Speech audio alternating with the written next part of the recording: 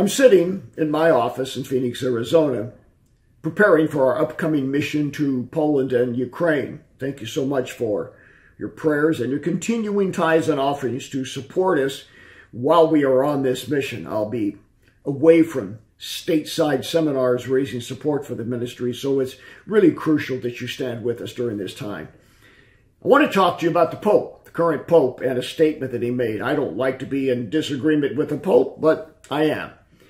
And gone, are the days when a Pope could pontificate on things like infallibility, heresy.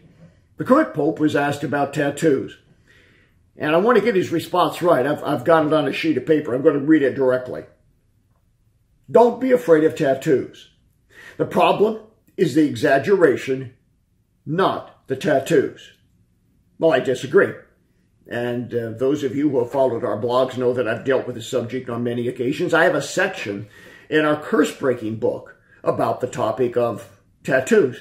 Let me read a quote from my book. The simple injection of ink under the skin has no spiritual power within itself.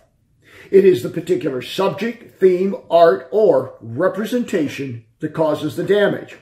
Symbols have the power to bridge the gap between the physical and the metaphysical. It's pretty hard to get around Leviticus 19:28. Don't tattoo. That's not negotiable. That's a prohibition. Now, the Pope also said this in the same speech about social media. Again, I quote him.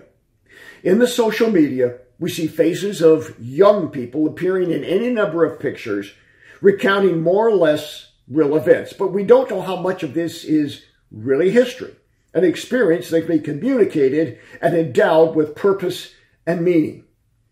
Now, I couldn't agree with the Pope more. He did a great job on this particular topic.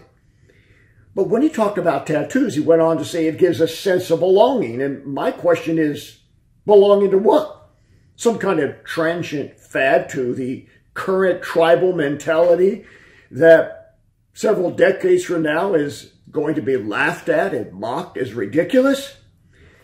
Now, medical tattoos are one thing. We understand that.